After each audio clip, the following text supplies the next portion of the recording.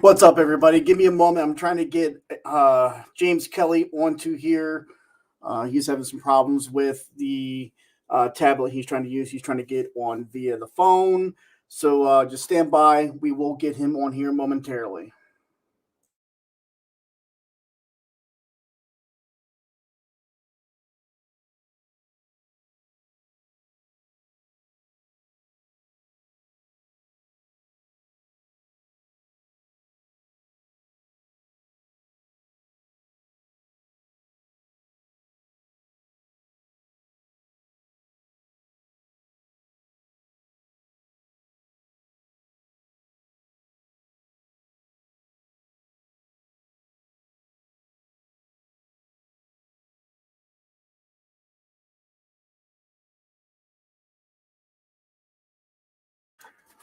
All right, James, can you hear me?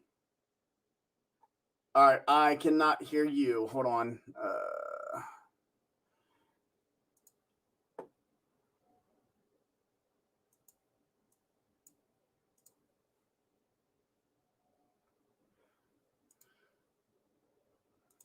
See me. There we go. Now we can hear you. Okay. All right. All right. All right, we're going to start this off here. We're going to start off right, ladies and gentlemen. Stand by. We will be right back.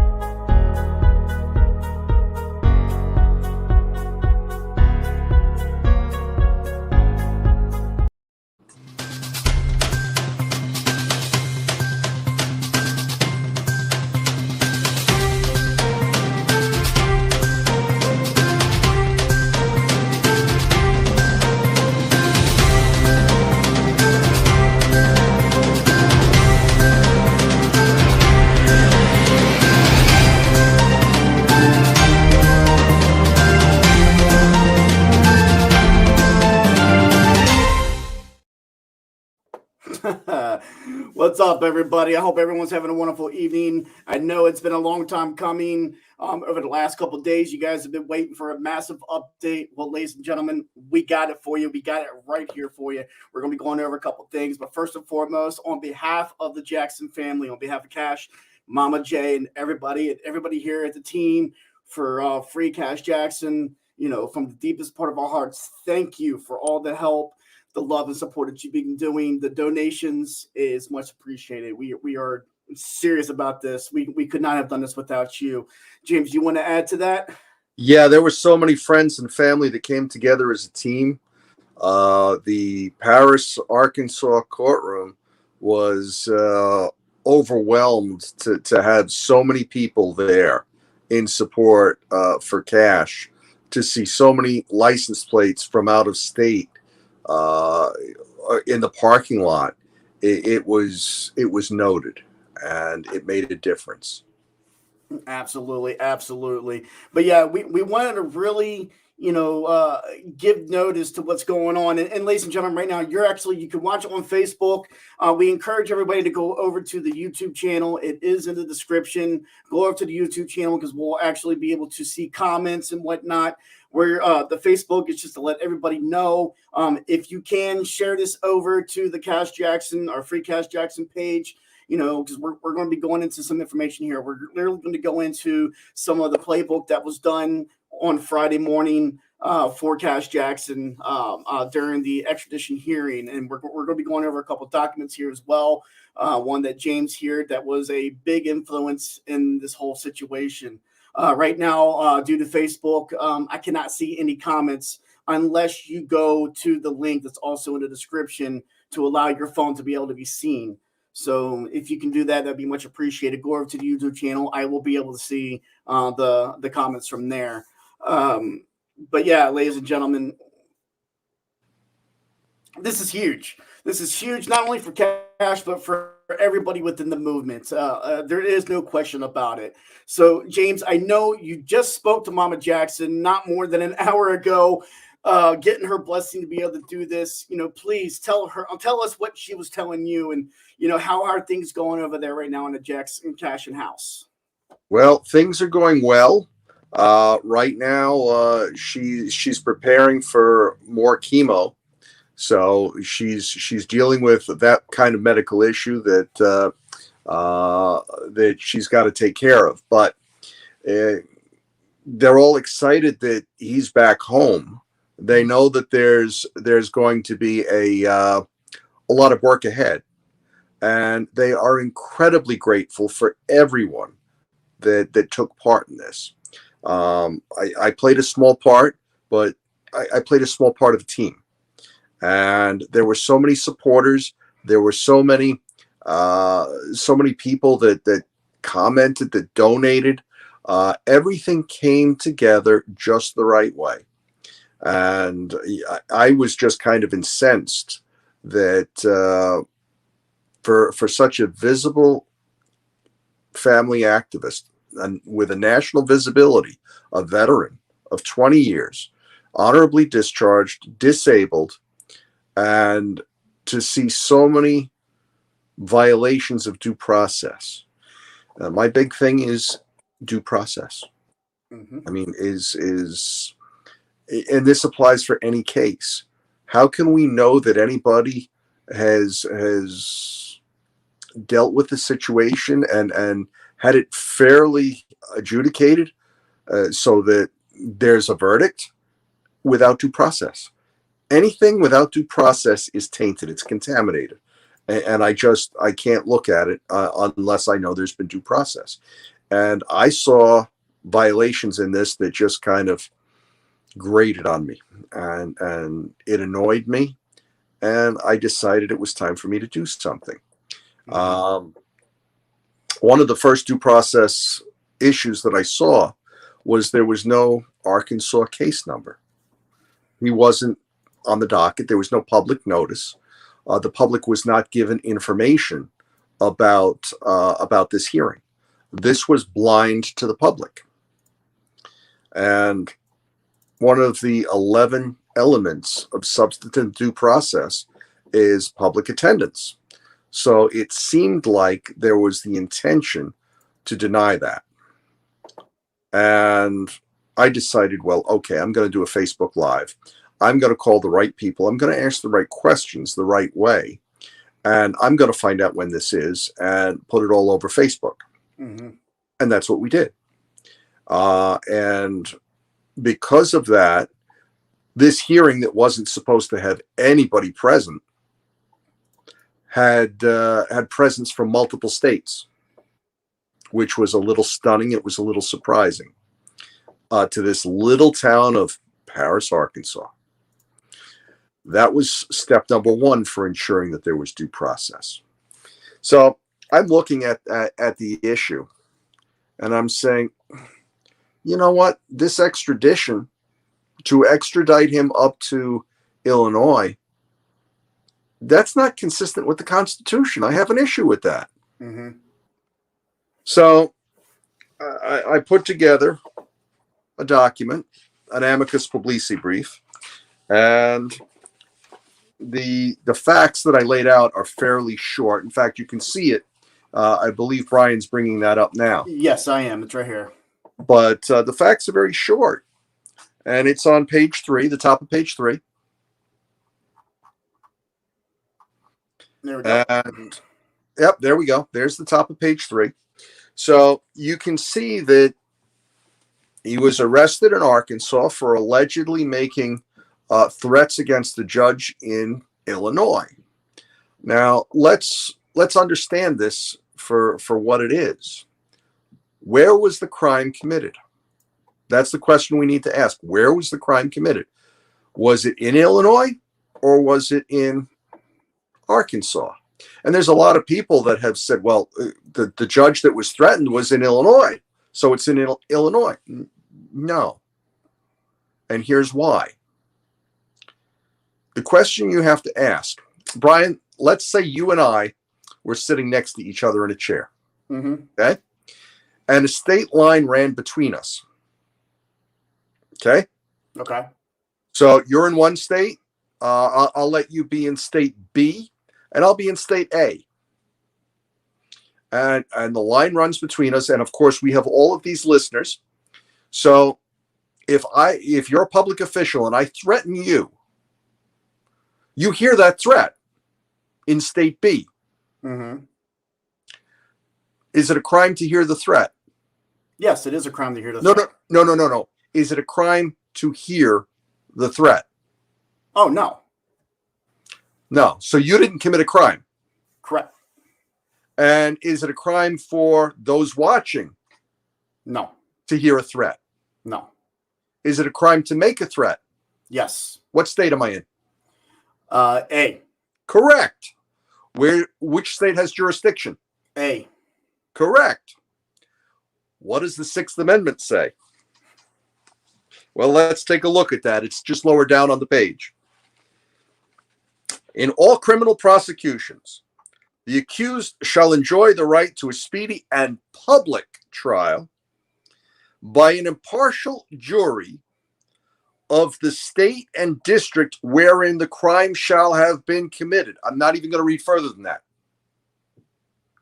Makes perfect sense. So, if the crime is alleged to be committed in Arkansas, Illinois has no jurisdiction. And the way I saw it, the best thing that Illinois can do is refer it either to the federal government or to Arkansas with all of the evidence. Right. They didn't do that because that's not what they wanted to do. They wanted to deny due process. And I have an issue with that. Mm-hmm.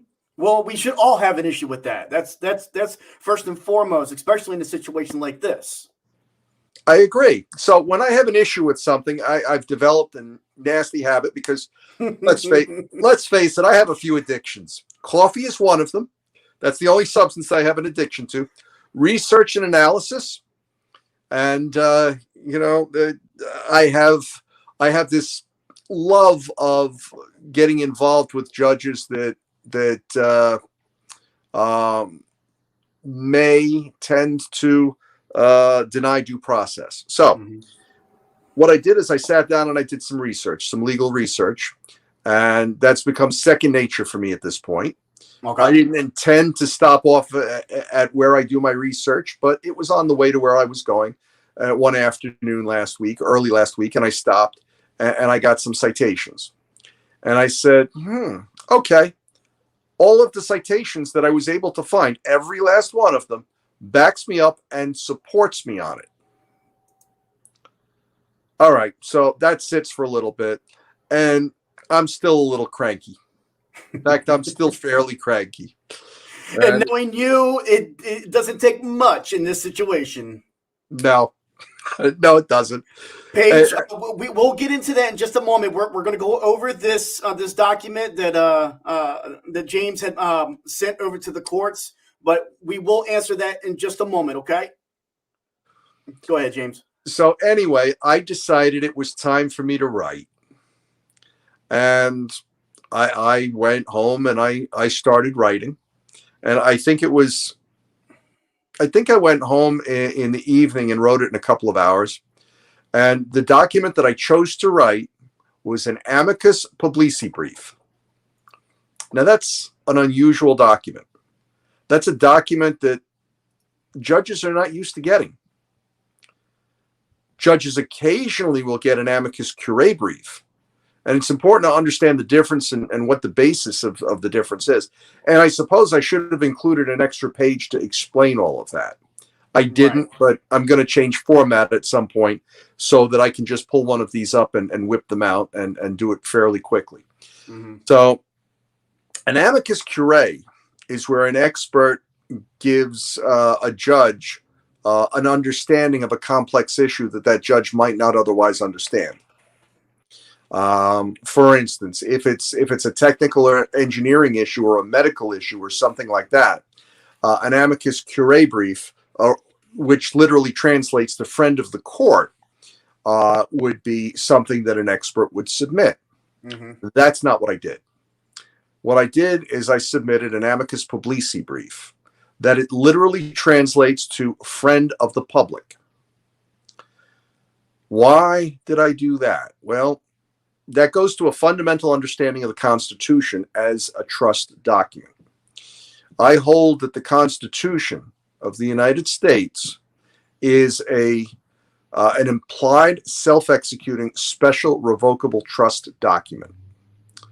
And because of that, you need to understand the relationship between the grantors and the trustees and the beneficiaries. So who occupies which place? Right.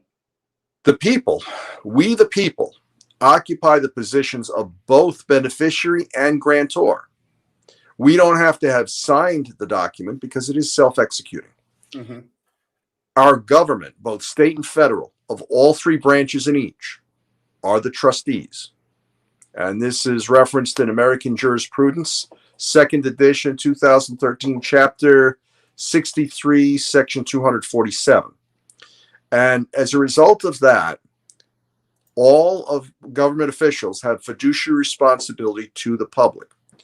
And since I'm applying this towards judges, they have a fiduciary responsibility to instill, maintain, and support public trust and confidence in the judiciary in their execution of due process and the judicial process.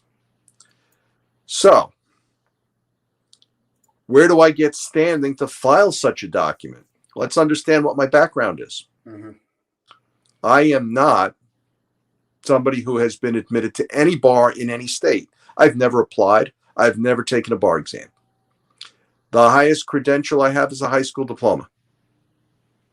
So for me to go as somebody with a high school diploma and write one of these documents and file one of these documents is something that people are like, huh? What? How can you do that? How can you have standing? The First Amendment of the Constitution gives us the freedom of speech. I should truly have put a petition in there so that it's protected under both elements. Because to include a petition for the judge not to violate the public trust and confidence, I would have clear standing for that. Mm-hmm. So, but as it was, I had the right to free speech, and this is an exercise in free speech. Right. And as a member of the public, I can do that. And this is the specific form that I chose. So standing in Well, church. I want to let people know because they're asking, did they release him? They're asking a bunch of questions right now. I'm getting a lot of messages too. Well, look, the reason why we're going over this article real quick is because this is one of the main reasons why things took place the way they took place yesterday. That's the reason why we're going over this. And then we're going to get into the nitty gritty of the actual hearing yesterday. So definitely just please bear with us just for at least another few minutes and we'll get down right down to it, because I know Mama Jackson gave some, juicy stuff to James here during the phone call just a little bit ago. So just stand by. We will get to your all's answers just momentarily. So go ahead, James. Sorry for interrupting. I'm going to let a little bit out, but to be honest, we're going to keep it close to the vest because there are some things that we just don't want to let out to Illinois.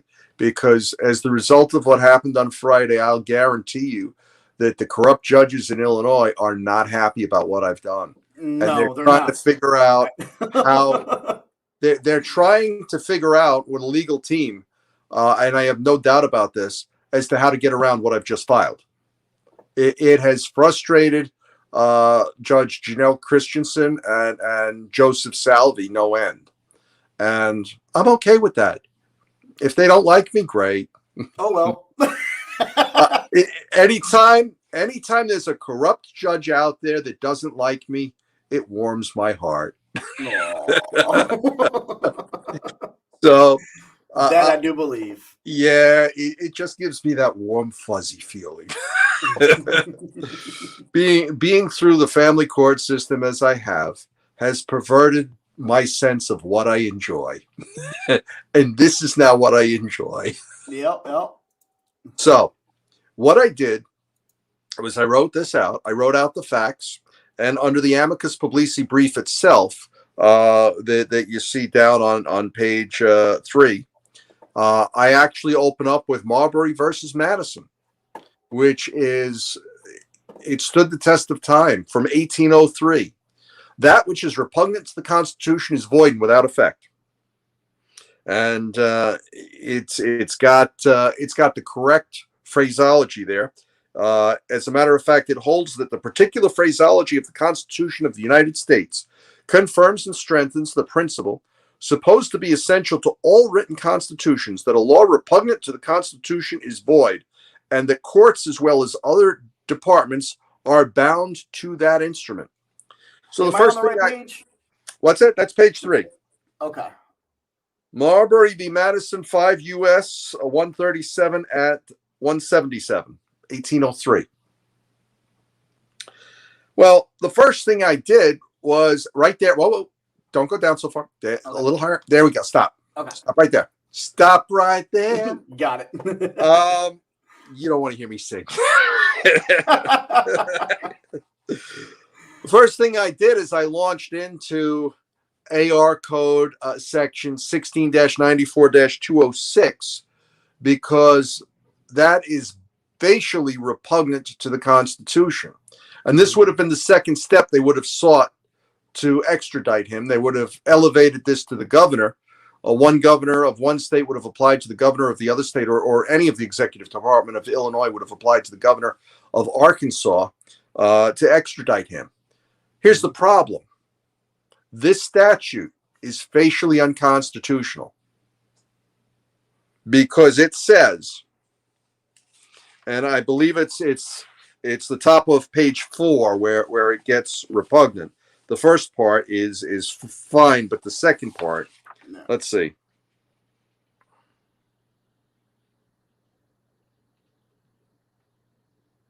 Just let me know where to scroll down to, and I'll scroll to it. Yeah, you're right. You're in the right spot, right there. Okay. I'm just trying to focus my eyes. So it says the governor of this state may also surrender on demand of the executive authority of any other state, any person this state in the manner provided in such other state in the manner provided in section 1694-205. Well, we've got that a little lower down, and we'll get to that, with committing an act in this state or a third state. All right.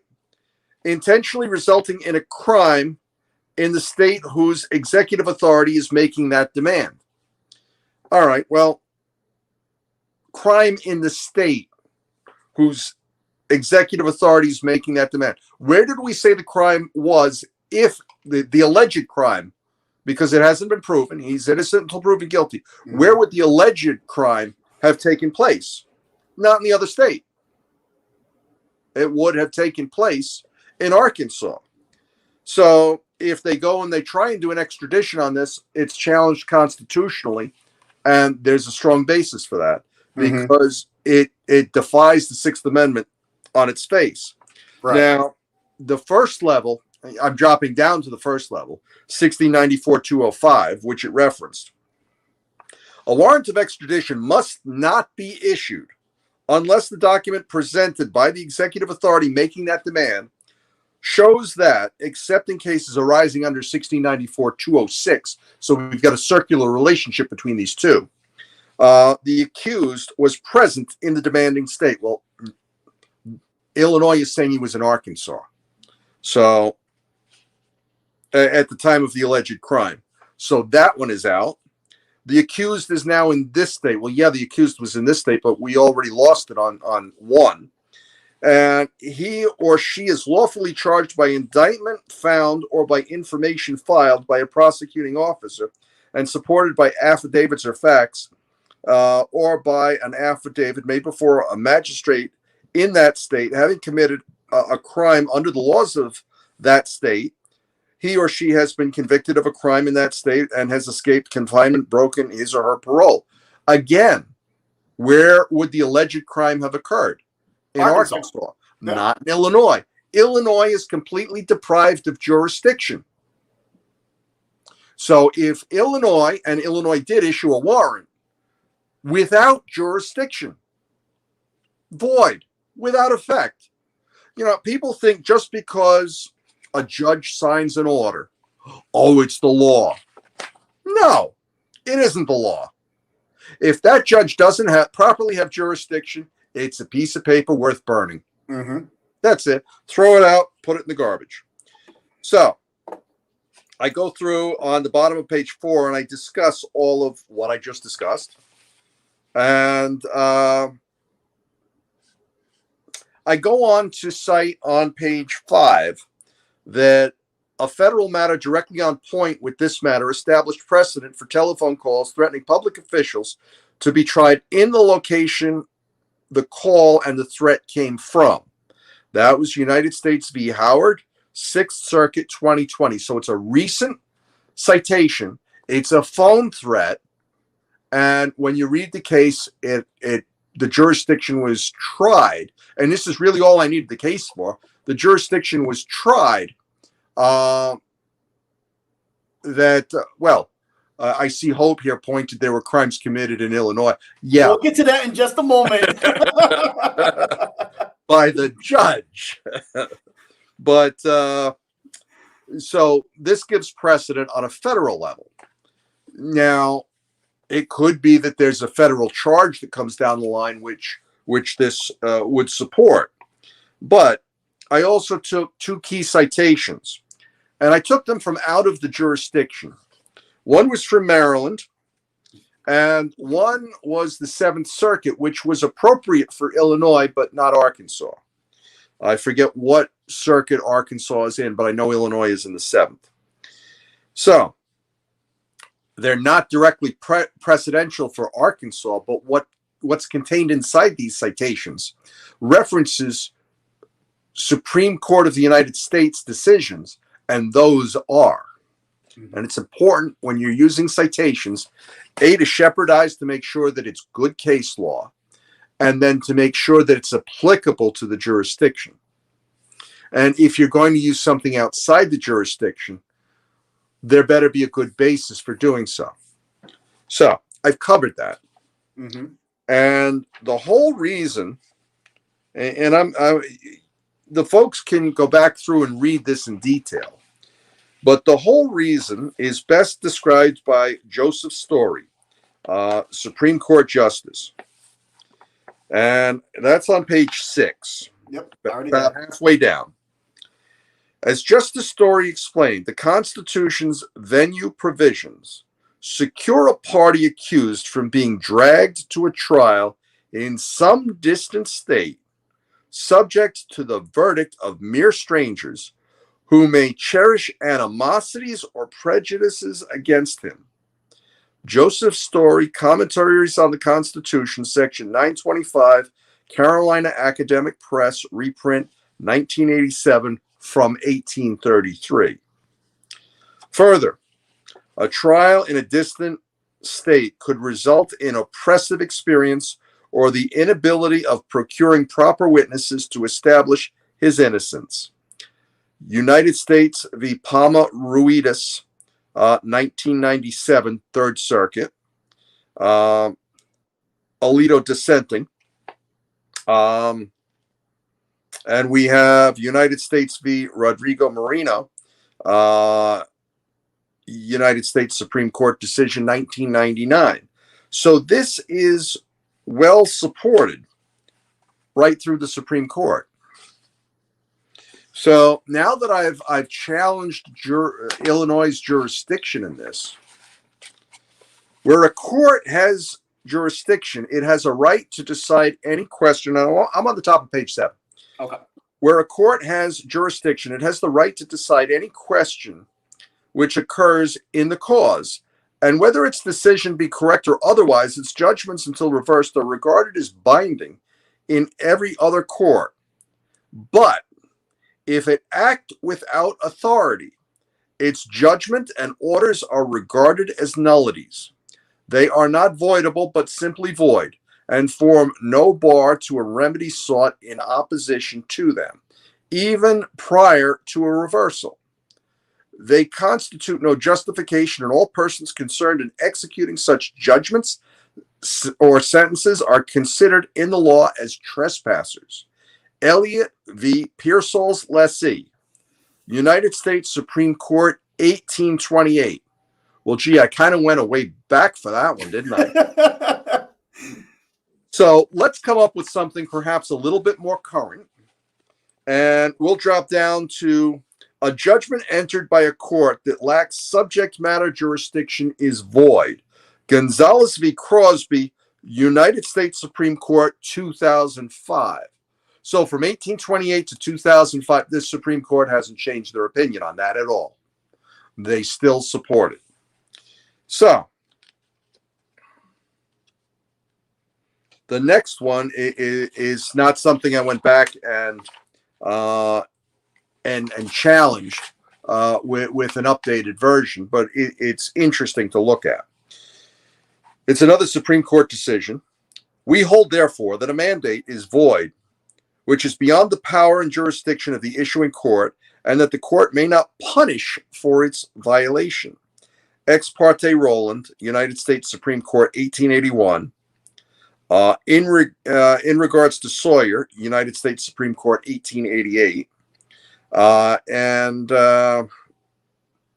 Ex parte Fisk, United States Supreme Court, 1885. So I properly covered all of the case law and the argument in just a few pages, 4 pages. I wanted to keep it short and sweet because I didn't know if Kash had, was going to end up as pro se and would need to take this in and argue it himself, which was certainly a possibility. If we turn to page 9, you're going to see that I've actually incorporated the affidavit of service into it. And the affidavit of service goes through the end, and then I've got the back cover. But what it does is it certifies that I have served all parties. And serving all parties is absolutely key to this. Some of the challenges that I went through is I needed to serve all parties, and I did so in multiple situations. In fact, if we back up to that right there. Right here. You'll see that on the right and the left, I've actually done multiple submissions, multiple notices. In fact, not only did that's good. Not only did I send to every party on the left at their original location, but I also sent it to them at the courthouse itself. Yeah. Now, what I did beyond that was kind of special because I didn't just count on that getting there. I had another full set. And incidentally, everything I sent out, everything was a wet ink original. Now, I knew this needed to be submitted to the court. So I sent it out, not only express with the United States Postal Service, but I sent out a package UPS to Mama Jackson. And she got that package. It was misdelivered, but she got it anyway. And she got it the next day. And she went down to the courthouse.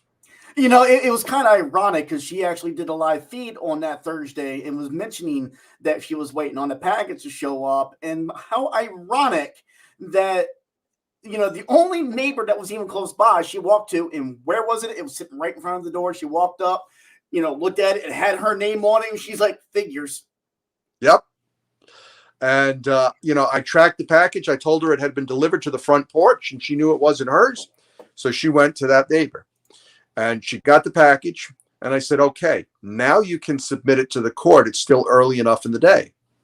So what you want to do, what's normal process, is to give it to the clerk and have her accept it in, and to get a copy yourself.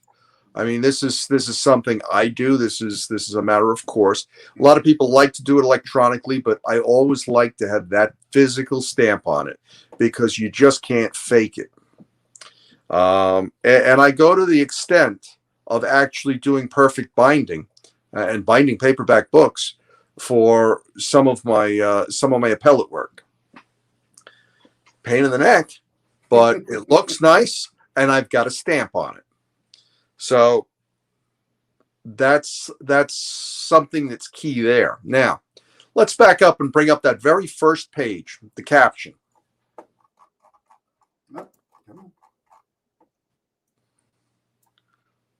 Well, not quite there. No, the caption of the document. Oh, okay. Yeah. There we go. Stop right there. Stop right there. I know. Don't sing, Jim. You'll notice in the caption, I actually challenged jurisdiction right there. The people of, and in parentheses, Illinois, Arkansas, United States to be determined. Right there, jurisdiction was challenged. You'll see that the caption on the top was Arkansas State Logan County Circuit Court, but that the case number was Illinois case number. Mm-hmm. Now, it wasn't on the publicly published document or the docket that. Now, let me ask you this, because a lot of people tried calling into the courthouses to get a case number. How did you find the Illinois case number? Did they give it to you, or did you have to go searching through the archives of the website? They actually have, as part of their website, a list of all case numbers, and under Lake County, Illinois, this one was one of them. And I made it a point to make sure that the name matched and the case number matched. And it was publicly accessible in Illinois. I didn't even have to call anyone. Mm-hmm.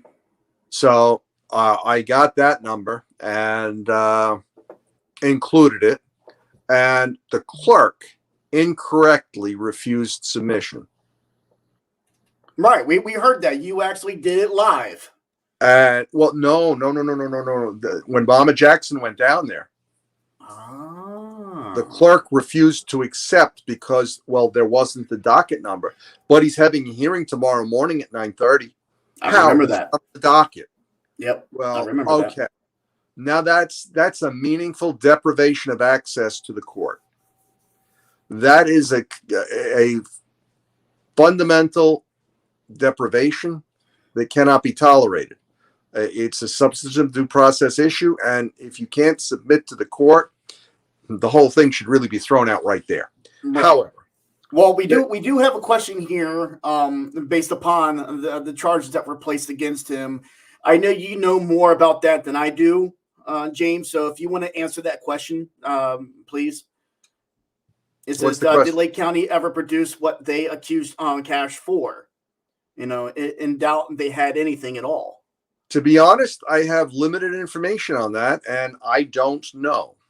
I can tell you that there was a FOIA request that had been submitted to them and rejected. It was a 2-page rejection, and was that done by Arkansas? No, this is by Illinois. Okay, because Illinois made the accusation, so one would think that Illinois had a recording. Mm-hmm. So to do a freedom of information for such a document upon which there was a warrant issued, it should be in the public venue at that point, and it should be freely accessible with a FOIA request, and yet they refused it. Right. Well, Hope here, which is actually it's Catherine Beth. Hope is her YouTube name. She asked why, and this is going back to why wouldn't they give over the case number to Mama J, to Mama Jackson? Well, we can only speculate on that. They said that there was no case. Hold on. Go ahead. There was an Illinois case number, but there was no Arkansas case number. So, she was asking for a case number for the hearing. They didn't have that. It was a case number that was supposed to be in Illinois, regardless. So, did Arkansas have a case number for him? No, it was actually Illinois, but it's in front of a judge for an extradition hearing. So that's the reason why there was no case number for Arkansas. Mm-hmm. So now there's still the problem of submission to the court, but because the clerk refused, doesn't mean it's over. Now, I'm going to stop here for a second, and I'm going to tell you that along the way, this particular document had been discussed with a variety and observed or known about by a variety of different attorneys. And the consensus was it was meaningless. It was just completely meaningless. Right. It wouldn't do anything. All right, we actually had a question up on Facebook. Sorry, I cannot see it in the Streamlabs. The question is, who represented Kash in Paris, Arkansas? Who was the judge, and who represented the prosecution? The judge was the Honorable Judge Ramey, and who represented the prosecution was the prosecuting attorney, Tyler Barham. Okay. And the defense attorney, I believe, was, I'm not sure of his name. Okay, this is the gentleman that Mama Jackson was able to get the day before. She put down half the retainer. Right. This is a young kid. To get to that was a challenge. It was a major challenge because there was one attorney that didn't want to speak with her until Saturday morning, which was pointless. There was another attorney whose voicemail was full. There were a couple of other attorneys who, there was a variety of different advocates that were hunting for attorneys that would help out on Friday morning. Mm-hmm. And eventually one was found. Young gentleman, a year out of law school.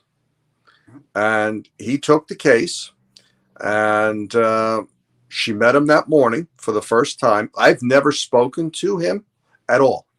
I couldn't even swear I know his name. I'd like to speak with him, but wouldn't we all at this point? But he had done some research on his own, and he had drafted a motion, and she handed him the Amicus Publici brief and said, I want this preserved in the record. Because at this point, understand that I was under the impression that it was going to be a foregone conclusion that he was getting extradited to Illinois. Mm-hmm. We all thought that. And we were afraid of that. But I had no expectations that this would do what it did in combination with everything else that was going on. And that's what everybody is asking about right now, over on Facebook as well as on YouTube. Just how did we pull off? How did we get here? How did we pull this off? Yep.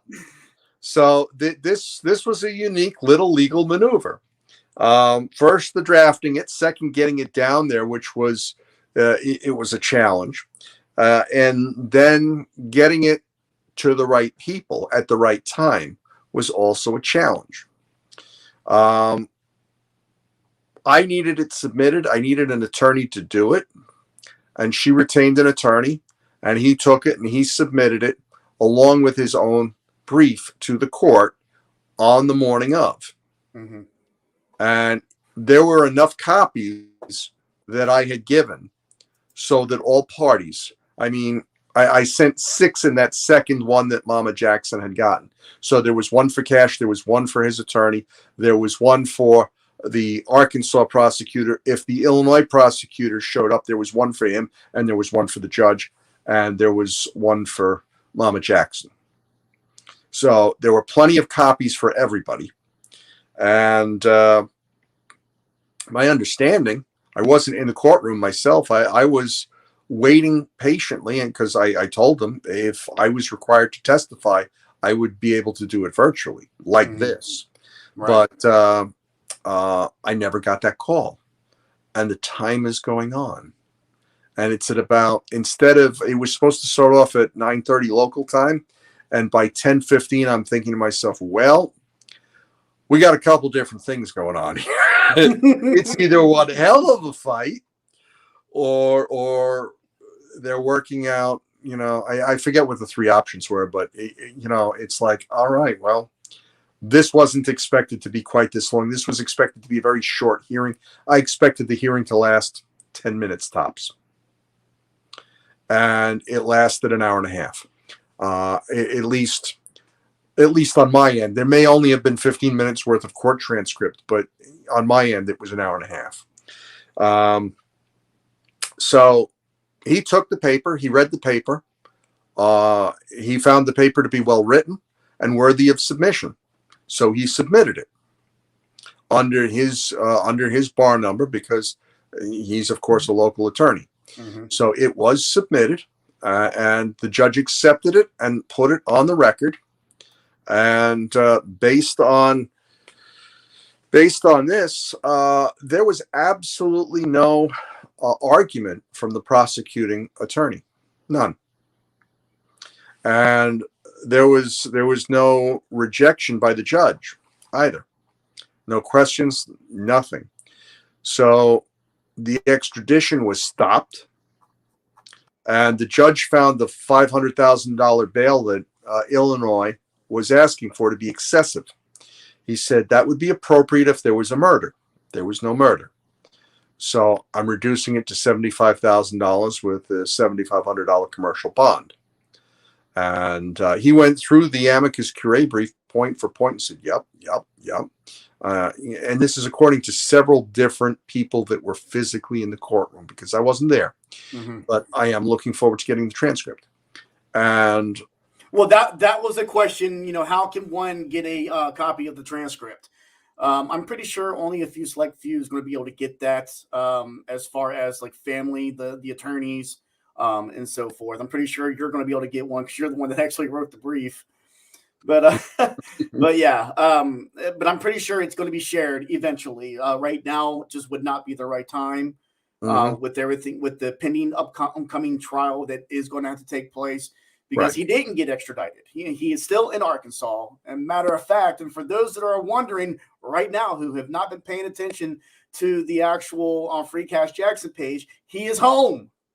He is free. He is out of prison or jail. He is at home with Mama Jackson and his brothers and everybody else that's around there.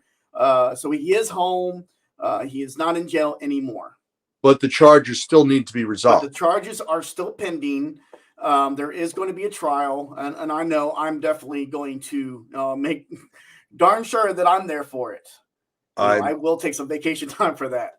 I'm going to be very curious to see what the next steps in the process are going to be. Yeah, we don't know if the trial is going to be held in Arkansas. We don't know if it's going to be held in Illinois. I'm pretty sure Illinois is going to try to pressure it to be held there, in Lake County. We don't know for sure. That'll come in due time.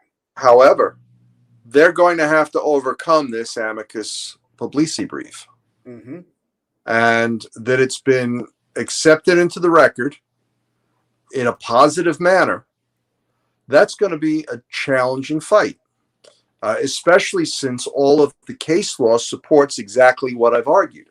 Mm-hmm. So to be able to prosecute this particular charge is a difficult charge to prosecute. Mm-hmm. And I understand they want to persecute him and want to prosecute him.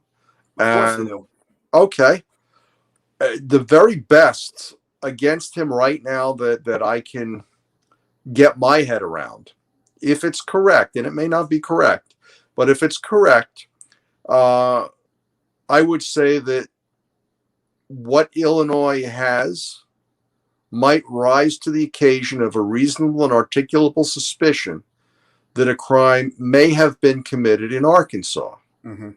That's it. And if it has, that means it needs to be heard in Arkansas. Correct. So, and that's according to the Sixth Amendment, and we just went over that. So yes, the judge, we said here, where is it at? So yeah, a judge did what was right. Absolutely. Yes. You are absolutely 100% correct on that. And trust me, when I saw the post, that good news from James, on the Free Cash Jackson page, I picked up the phone. I was like, dude, spill the beans. And he told me, and literally I'm at work, and I am jumping for joy, going, praise the Lord, literally clapping my hands, man. I was like, God, finally, with everyone, with all the millions of cases of family court and CPS and everything, finally, a judge did the right thing. Yep. And it was just such a relief. I know, man. Uh, Hearing about this and hearing him getting arrested and just trying to do my part, literally the stress on my shoulders literally just lifted when I got that news. And and I wish I could have shared with everybody right then and there, but it wasn't our place to do so. It's something that I Mama Jackson needed to do. I wanted to wait for Mama Jackson to actually do a live, but unfortunately, through all of this, her phone ended Dead. up having some major issues. Yeah, it was Uh, dead. They couldn't get into it. It was locked, right. and it's only speculation to what could have caused that, but it all started after the FBI showed up at the house. Could that have been an issue? We don't know. Like I said, it's only speculation at this point.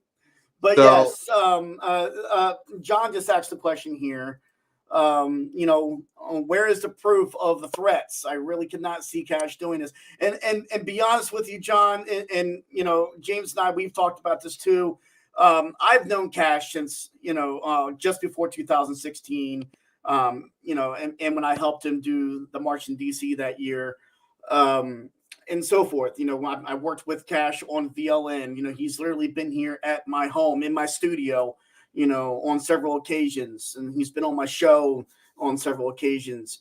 I personally, he may be a little hot-headed sometimes. He might be getting over the top a little bit, but I've never seen him cross that line. I can't see him doing the act that Illinois is saying that he did, or the sheriff's department, or the sheriff officer said that he did. I don't see him doing it. Like I said, he's a little hot-tempered sometimes, but everything he stated has been facts. He's talked about his case. He's talked about other people's cases. And, like I said, I just, me personally, I don't see him stepping over that line. I really don't. And everybody else, that knows him as well as I do, Ira Paskowitz, I'm sorry, Ira Scott. Christina Van Surgent, and so many other warriors that have marched with him. C.J. Abernathy, Carlos Rivera. God, there's so many names. I hate mentioning names because I don't want to forget anybody. But for those who have marched with him, Yahya McClain, the documentary stuff. Daggone it, help me out here, James. Casualties of War, Warriors Against the Regime. There we go. Yep.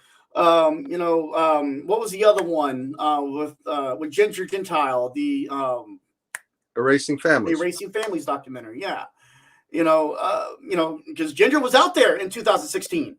She marched with us. She took video. She took statements. She was doing interviews for different things that she was doing, and it's literally, yeah.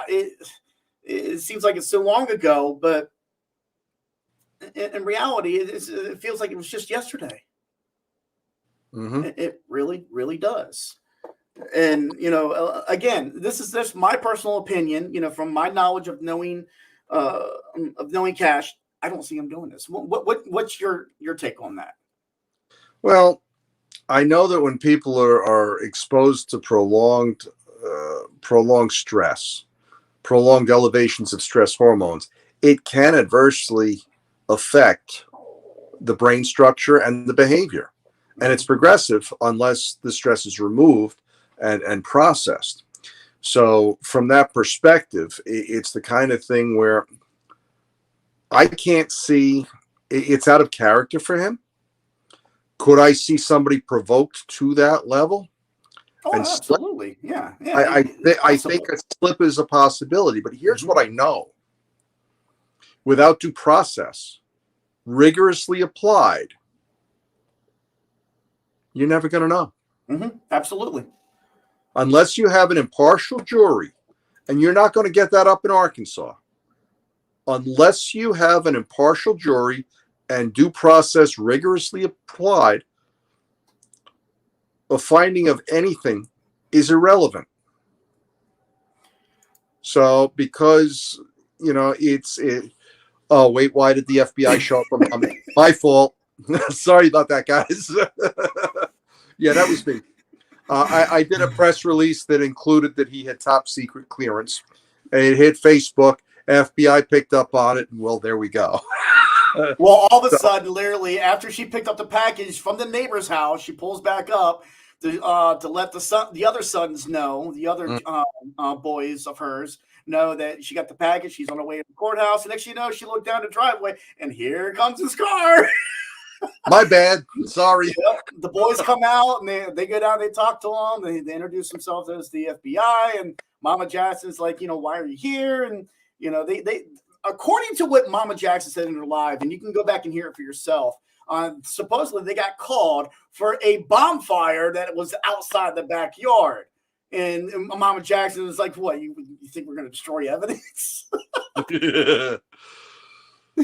So I got to think that they also went to the jail, that they also went to the courthouse. Yep. I think they would have spoken to the judge and, the prosecutor and all of that. And for the judge to have all of this come down all at once, and it must have been quite a departure from what small town Arkansas expects. Absolutely. That happened on Friday morning. Absolutely. Especially when somebody from New York decides to file one of these, that is it's a rare filing. I filed them before, and right. It's interesting that when I file them, they are successful. There you go. I filed them in New York to open up the virtual courts. I filed them in New York to stop the closure of a family court proceeding. There was a very, very public issue that involved the death of Thomas Valva. The attorney for the father, who was being held in jail pending the criminal hearing, Mm-hmm. He made a motion to close the court to the public. I opposed that. And I know the child's mother did too. So I filed into that. Perfect bound. I mean, this one was a 1/4 inch thick. Perfect bound, like a paperback book. Noticed all parties. Brought it to the clerk for submission, myself. And the clerk says, I've never seen one of those before. And the judge looks at it and he's like, I don't know if I can read this. And he didn't know. Go ahead. Sorry. He didn't know if he was allowed to read it. So the mother, Justina Valva, turned around, made a motion, and cited it in its entirety. He had no choice but to read it. We just had a question on Facebook just a few minutes ago. Because what was the AR case number, Arizona or Arkansas case number? There is no Arkansas case number. It was an Illinois case number. That's the reason why Mama Jackson had a big problem trying to get a Arkansas case number, because there was none. Again, that was an Illinois case number. So. But yeah, so here we are. What is the next step here? Because some people were asking about it. The whole next step is we got to wait for the hearing. We got to wait for the trial. We got to wait to. I have no idea what the next step is. Yeah. Because to be honest with you, I don't think it's Cash's call. No, don't. It's not. Right now it's up to Illinois. I don't know what Illinois is going to do with this, because they weren't expecting this. This completely blindsided them. The attorneys that I spoke with said, in fact, in one case, said that I spoke with the best criminal defense attorney in the area. And he said, it's a lock. It's 100%. Oh, that's right. I did file one for Josh. Yeah. And I forced the courts in his case open. See, I've done this before. Well, here's a question. Didn't we want the FBI involved? Is this a good thing or a bad thing? Honestly, yeah, It's a we've been thing. trying. We've been trying to get the FBI involved in these cases. I try to get them involved in my case. I know you try to get them involved in your case. I've done many with Kash. With oh my god, It's the kind of thing where Kelly. there God, should be man, that's federal another name. investigations, but it's not something they want to pursue. Yeah. As a matter of fact, it would have been nice if they had gotten him a JAG attorney as a defense attorney for this. Yeah. But they didn't. Of course not. They came nosing around saying, is he going to give up any secrets? Pretty much. They're just interested in their part, and that's it. They're going to go away. So what in reality, what is the best options for Kash right now? Because I know everyone's waiting to see him. They're waiting for him to go live. In my best personal and professional opinion at this point, because of the current charges that's placed on him, and correct me if I'm wrong here, James, is for him to stay silent. I agree. He may come on just to say, hey, I'm alive. I'm in good health. We're working hard. Thank you to the team. Thank you to everybody. He may do that. But right now, for him to come on and actually answer questions is not the right time. Nope. He unfortunately needs to lay low. Yes, he does need to lay low. I know that clashes with who he is, but he needs to lay low. And let's see what the next shoe to drop is, because there's going to be another shoe to drop. It's going to be interesting to see what it is. Now, I know I've been asked this question as well. Is this going to be a large defense team? Well, yeah, he's got every single one of us, that's backing him, that's supporting him through this whole thing. So in reality, does he have attorneys to represent him? Yes, he does have this young attorney that represented him yesterday. But there are some other attorneys that are probably going to jump on board as well. He is likely going to need money for a criminal attorney in Illinois, because if Illinois does do something, that's got to be dealt with. If Arkansas does something, then that's going to have to be dealt with. So, and I'm a big proponent of people being representing themselves. However, let me caution this. Mm-hmm. The biggest problem in this country is that we, the people, don't know our rights. We don't know how to enforce them ourselves. And we are afraid to try, and we're afraid to do so vigorously. So, getting from I don't know what I'm doing. There's 4 levels of competence. There's, I don't know what I don't know. I know what I don't know. I don't know that I know, and I know that I know. Well, okay. I'm not any smart. Go ahead. There's another, well, it's more of a statement than a question. They may go ahead and file in federal court or go ahead local in Arkansas, which is a possibility. Yep. Honestly, I would highly recommend going towards the federal level, because we might get a better shot than if it were to go to Illinois. The sense is that federal isn't going to want to prosecute it. Yeah, they're not going to want to deal with it. Be like, suck it up. So since Arkansas technically would have jurisdiction, they'd probably be the go-to. Mm-hmm.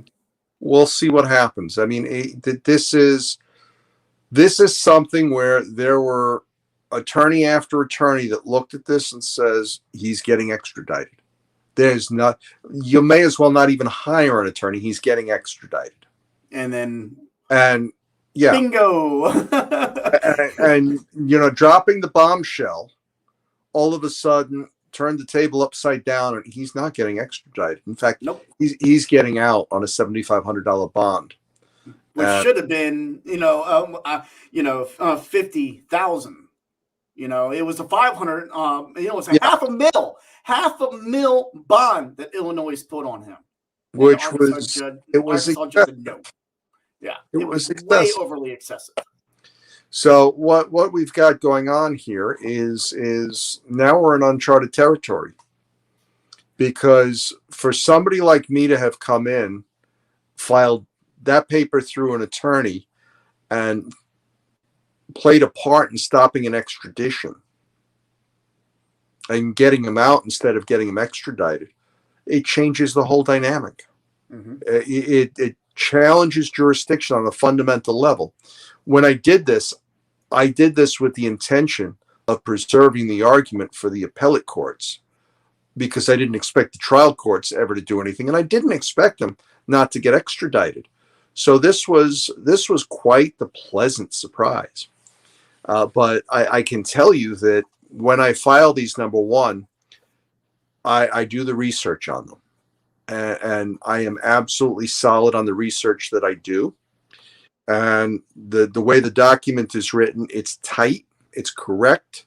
If I had more time, I would have made it a little bit more perfect, but I never have any expectations that any of these are going to work, and they do.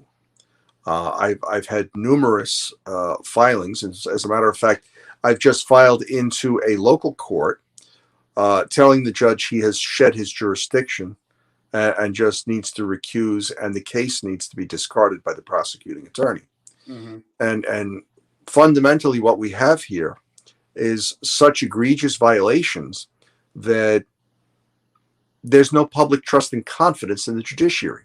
Right. So when we, the people, suddenly know our rights, know how to enforce them ourselves, and vigorously choose to do so with authority of the grantors of the Constitution, these judges need to sit up and take notice. Yeah, absolutely. And some of them will want to, like Judge Ramey, and some of them will resent the hell out of some guy with a high school education telling them, using their own language and telling them, no, you're screwing up. They've got such issues, they've got such God complexes and power and control that they can't accept that. Is there a name of to whom in Illinois had Kash arrested? I wonder if it was Christensen. It was the two judges. From what was told to me, the sheriff went to the judges, informed them of the threat. From there, they decided to write the warrant, and that's when the warrant was written. It was signed by two judges. Christensen was one of them. I don't know who the other one was. I didn't see a signed warrant. I believe that the threat was against Judge Joseph Salvi, if there was one. If there was, alleged. The alleged threat. Mm-hmm. And I don't know about Janelle Christensen at all. Again, I haven't seen any evidence of anything. Right, and neither has Mama Jackson. I know she asked for it on Thursday because she wanted to get a copy of it. They said they didn't have it. And there is the presumption of innocence until proven guilty in a court of law with due process of law based on truth, fact, evidence, and law. Mm-hmm. And if you don't meet that standard, okay, let him go. Absolutely. So here are the facts of what took place on Friday. The brief that James entered or that gave to the attorney for Kash, to Mama J, which turned it in. He sent it off to all the parties within Arkansas and Illinois. Mm-hmm.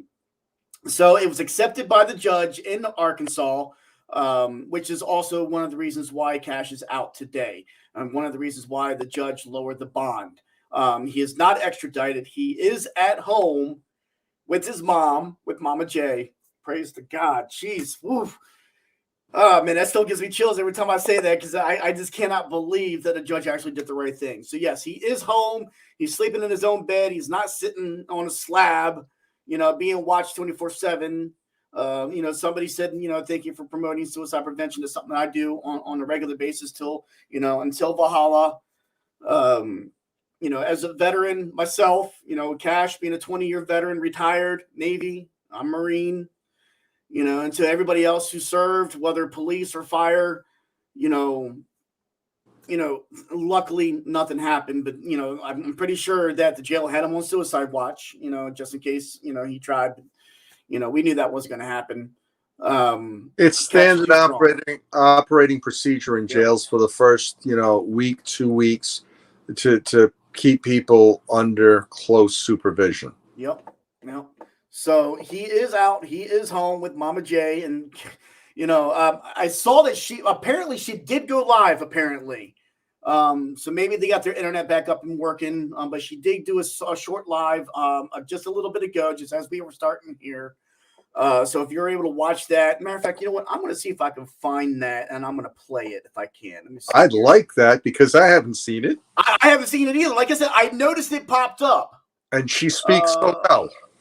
Yes, she did give a retainer to the attorney that represented him yesterday. Give me 1 sec, because I got to find this. Hold on. Is this it? No. While you're filing that, there's a local case that's directly on point with Supreme Court decision in Shuttlesworth v. City of Birmingham, Alabama, 1969, where there was a summons for having a parade without a license issued in both cases. The Supreme Court in 1969 struck it down. It's one of my favorite cases. And here we go. Yeah, here we go. So this is about 10 minutes and 7 seconds long. So we'll see here. I'll get to where she starts talking.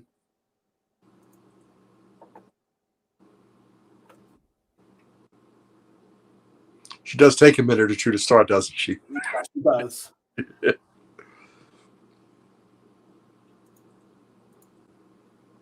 Oh, just a little bit before that. Here we go. Audio? Hold on 1 second. Let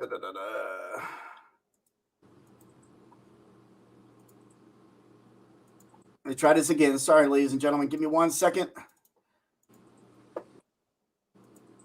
Can you hear it now, James? Can you hear me? Yep. Okay. Because I can't see anything. I'm not used to doing this on the computer. But so I'm just gonna. Okay, somebody is hearing me and seeing me. Hi, Annie. Good. Thank you. Okay, so this is where we are. I am home back in Louisiana. Cash is out. He's at his house with friends and some family. And coincidentally enough, his phone doesn't work. And my phone crashed a couple of days ago. Well, actually, the day that I was trying to reach the attorney after my little mental midget meltdown. My phone crashed, and so I've not been able to do anything. And by the way, if I had your phone number, that's the key word. I had it. I don't have one any longer. I've lost all my pictures, all my texts, all my phone. I've lost everything, but I do have a phone. So there's that. And then, yes, the number is the same. So please text me your name and number, and we'll get you put back in here. I don't really want to discuss the court details just yet. I'm just going to say that due to all of the hard work and effort put out by James Kelly, Ira Scott, oh Lord, I've done Gordon Rose. Yes, Gordon. Yes, thank you. Larry Pittman, Joe Ellen Mack, Christine Sargent. Oh my God. There's some more in there, and I'm so sorry. Stephanie and Shay Reed, Patrick and Clara, Jake Midoff. Oh Lord, I don't want to forget anybody. Of course, his brothers, my two sons, Brendan and James. Well, and I don't want to leave out Philip because he was there too. I'm sorry, Phil. Mama's tired. It's been a long, hard week. But our boy is home. He is happy. I am thrilled and I am so honored to know each and every one of you because without each of you, this never would have happened. James Kelly and Ira Scott and those two guys, they help keep me sane. And James, words cannot express how much you mean to our family. Ira, the same thing goes for you. I mean, y'all are our family. And what everybody did working together the way that they did, it was absolutely amazing. It I actually saw a miracle take place when it looked like we were beaten down and we weren't going to make it because we were on a timeline trying to get bail money. I made it to the bank with 4 minutes to spare. 4 minutes. And the only working phone my son Brandon had, and the bondsman had called to say, hey, I'm here. Where are you guys at? And Brandon goes to tell him, we're almost there. And his phone dies. Oh no. And I had Cash's other phone, and because he had one that it doesn't get signal. It's an old phone. We keep it because it is a safety phone. You can still use it to call 911, and you have to add a little time on it. But we made it happen. But that one was at home, and his real phone, it somehow it doesn't work anymore. So we've had a phone situation. So you're not going to hear from Cash for maybe a couple of days because, as you know, he took down his Facebook and his TikTok, and we've agreed that it's best for him not to be on social media right now. That this has been a really trying week, and it's he needs some time to wrap his brain around what's going on right now. So I'm speaking for him and our entire family whenever I say thank you from the bottom of our hearts. We love you all so much, and there's words are not enough. There's no way we could ever repay all that you all have given. Our family is so blessed, and it is because of each of you. Um, and I thank you. I thank you so much. And I'm not going to ride alone tonight because I am so tired. Um, I'm so tired. My tired is tired. I'm seeing things. Because I had to come home today without a navigation system. It was a little testy, but I stopped at a place. I don't even know what the name of the town was. I think it was Russellville, maybe, at a place called the Hippie Palace. They got a cool lava lamp in there. I gotta have it. Oh my God, I gotta have it. Mama J, There's I'll some get other you a lava things, lamp. but anyhow, I went in and told the young man, look, my phone is crashed, and I've got to navigate back to Louisiana, and I don't even know which way to go because I've never paid attention. I've listened, and that was a lesson for me today. That's got to stop. I'm not going to be dependent on this anymore because it's not allowing me to use my brain and think and pay closer attention to what's nearest me. So I've got to set some boundaries for my own self. And it was a good lesson. And I made it. It just took a really long time. And as you can tell, I look like hammered hell. And I don't care because I'm home and I'm safe. And my son is home. And I'm, my heart is overwhelmed with love and appreciation. So thank you all very much. And whenever I figure out how to get Facebook onto my new phone here, then my next live will be on there because doing it on the laptop, well, I've never done it on the laptop and it's harder for me to read and see. So, anyhow, you guys have a really blessed night and know that the Jackson family is one of the most blessed families in this world because they have the most awesome and amazing circle of friends, and that's you guys. And we love you. Thank you so much.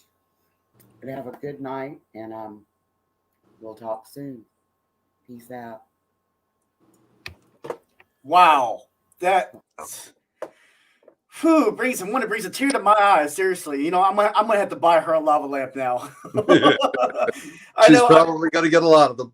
Yeah, I know. I personally, I commented on her lives. I didn't personally reach out. I do have her number. I personally, because I knew that her phone was going to be blowing up left and right over the last week and a half. So I tried to stay in the shadows as much as possible. I did my part by helping with the page. Became moderator of the page, and trying to make sure all comments get seen. Take out all the bad ones, and let people get in and and share their comments and so forth. Um, you know, she's probably going to be watching this, and if she does later on, Mama J, I love you, Grandma. We all love you. We Yes. support you, and if I'm sorry that I didn't reach out to you personally, but I knew it wasn't the right time. I knew you were already being overwhelmed. The stress on you was so overwhelming that you didn't need that extra stress of your phone being blown up by me. So, on that note, sorry, James. I've been blowing your phone up. I know. That's okay. I got no problem with that. But So, I've got to tell you that one of the things that has been a great honor for me is veterans like yourself and Cash and so many others that have sworn an oath to protect this country from all enemies, both foreign and domestic, and have fought to protect our rights. I finally got to do that for a veteran. Gives me a warm feeling. yeah. So that's my brother right there. That's for sure. We both marched next to him. Yep. So, and I'll Looking do it forward, again. looking forward to seeing him. Absolutely, definitely looking forward to seeing him. Ladies and gentlemen, we're going to have to call it a night here. But again, on behalf of Mama J and Cash and everybody, from me, from James, and everybody on the page, all the admins, the moderators, thank you all for the support, the love. Thank you all for your comments. Thank you all for those who've donated. The donation box is still open, and if you notice here, the donation link is down here. It's been scrolling on the bottom of the page. You can go directly to the page itself and donate.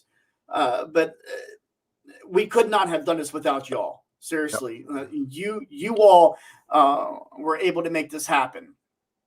And we're just here guiding everybody along the way, trying to do our part. Once information does come out, we will definitely make sure that it gets relinquished to you. I'm hoping to get up on the VLN page as well. I'm sorry that we could not do that on the VLN page tonight. My main page was connected to that. However, this one is not. So hopefully I'll be able to get that fixed here in the very near future. I'll have to get with CJ Abernathy on that. Other than that, James, you got anything before we end it here? Well, I just want to thank everybody for all of the help, the support, the thoughts, the wishes, and this is just one battle. This isn't the war. Yep. We still have a long, hard war to fight. Both, all of us personally, including Cash, and he's going to need a lot of legal help for the future. So, donations there would certainly be very useful. But overall, each and every one of us needs to learn what our rights are. We need to learn how to enforce them ourselves, and we need to start vigorously doing so. Now, I'm not saying that you need to run right out and represent yourself in court without an attorney.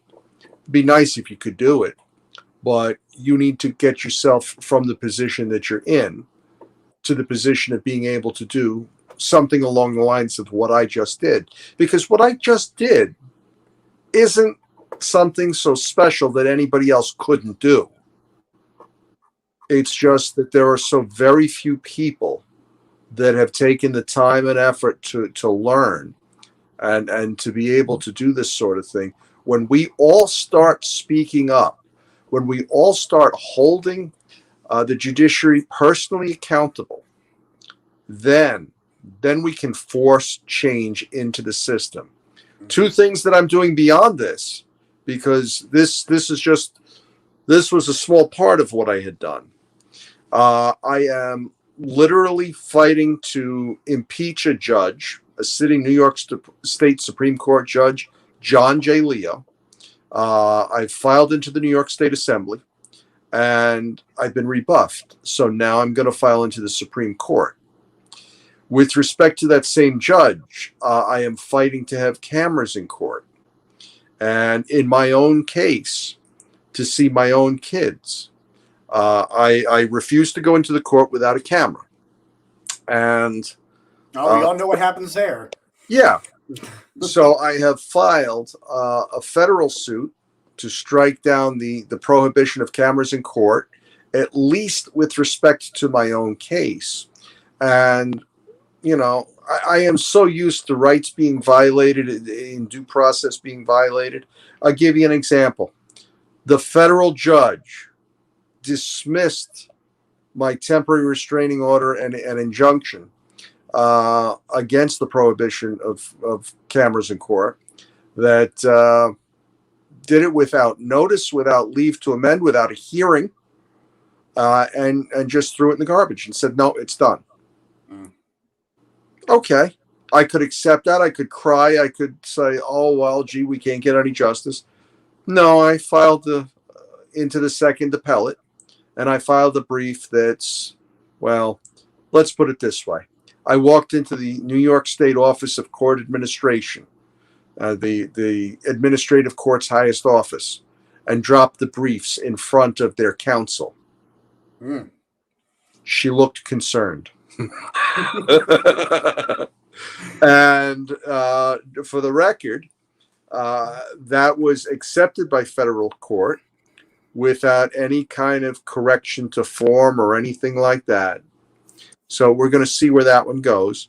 That is 21-1633 in the Second Circuit, off of 21-CV-03166 in the Eastern District of New York. So cameras in court, impeachment, and knowing our rights. And absolutely. Vigorously enforcing them often. So with that, ladies and gentlemen, we are going to end it here. I always end my shows with one of the most famous speeches of all time. You guys will know it as soon as you see it. But one last thing, again, thank you all for the love, the support, and showing your guidance, giving us your ideas on the Free Cash Jackson page. If you want to donate, please go donate today. $1, $2, even a few pennies. Just a little bit goes a long way. And like Mama Jackson said, there is no word to describe the unity that was brought forth, over this past week and a half. We need to keep this unity going.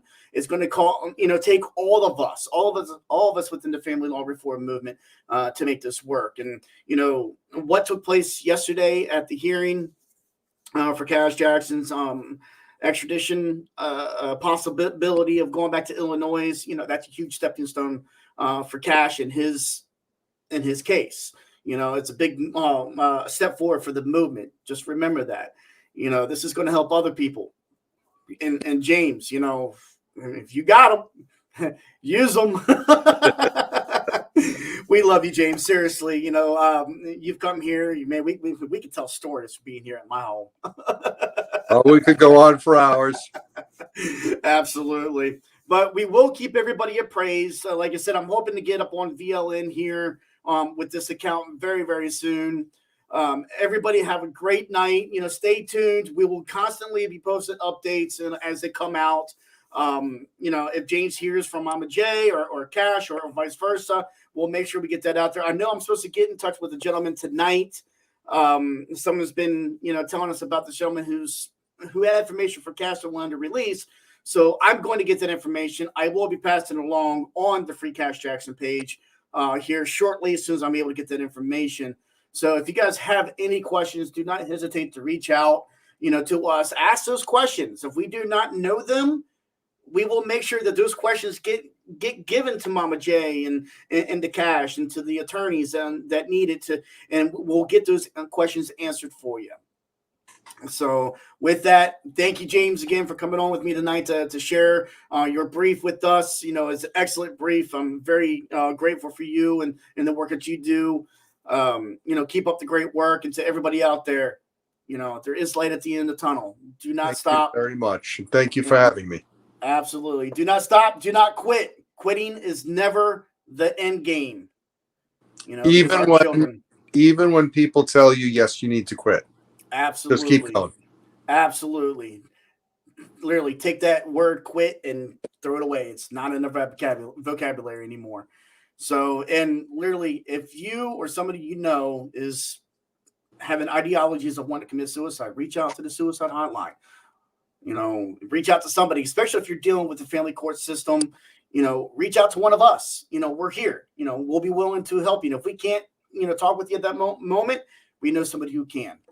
So with that, ladies and gentlemen, we're going to end that here. Everybody have a great night, and we'll see you on the next one.